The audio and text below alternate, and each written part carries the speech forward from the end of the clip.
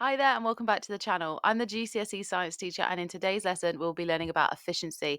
This is for GCSE Physics, and it does come up in other areas around the curriculum too. So if you do find this video helpful, please feel free to like, comment, and subscribe, and share this with anyone else you think would also benefit from learning more. You can also find more of my content for GCSE biology, chemistry, and also physics on my Instagram and TikTok at the GCSE science teacher.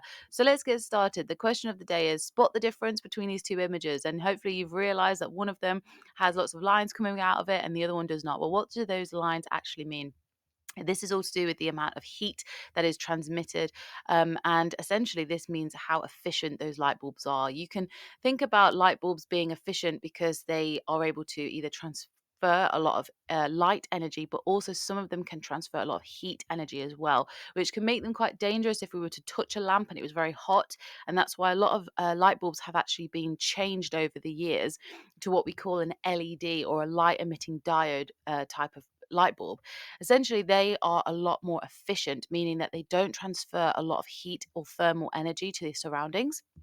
And you can see that in the curriculum in terms of biology GCSE. If you look back at the practical where we use pondweed and we are investigating how light intensity affects the rate of photosynthesis, a LED lamp is used because it doesn't transfer a lot of thermal energy, which could affect our results. Remember, heat is a limiting factor for photosynthesis.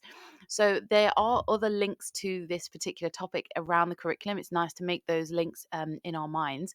But what actually is efficiency? Well, the efficiency of a device or an object is the amount of energy supplied which is transferred in useful ways. So, like I said with the light bulb, we obviously use those to allow light to be emitted to the environment. However, we don't want them necessarily for their thermal energy release. So, if a light bulb is very bright but it doesn't emit a lot of thermal energy, that means it is much more efficient because the energy that is supplied to that light bulb through chemical energy or electrical energy is actually transferred to the useful energy, such as light, and not the wasted energy, such as thermal energy.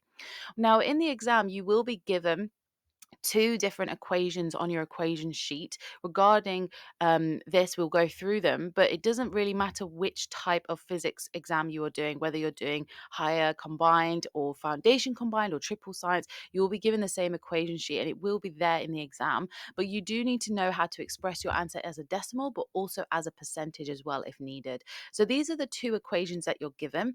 Efficiency is equal to the useful output energy transfer divided by the total input energy transfer, or efficiency is equal to the useful power output divided by the total power input. And if you want to learn more about power, I do have a video on my channel about it, which you can go out and check. I also have a TikTok I made about it as well, and I'll link those for you.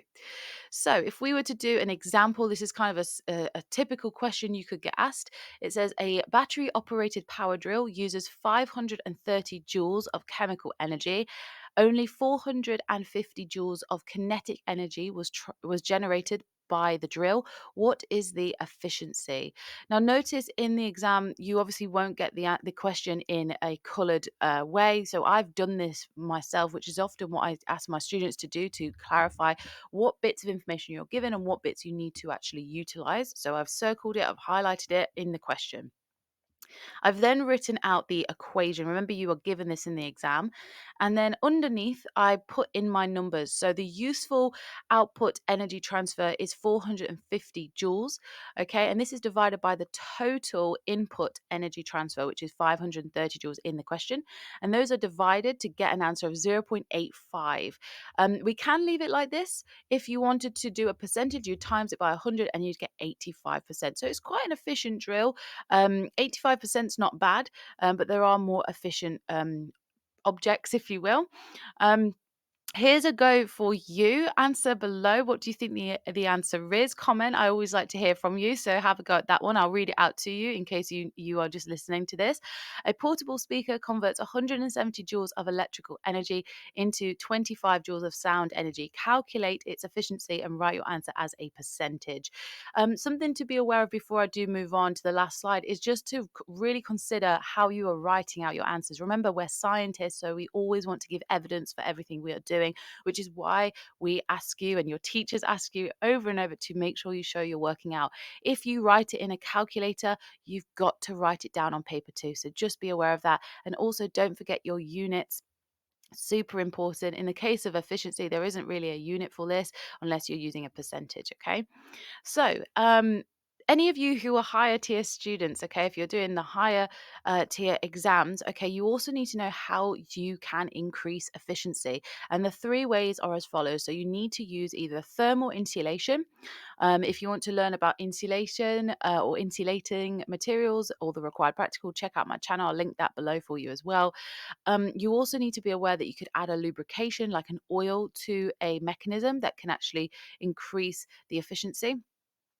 Because it reduces friction, super important concept, and also streamlining. If you streamline an object, you can actually increase its efficiency as well because there's less air resistance, less friction. It's all about reducing that to therefore increase its efficiency.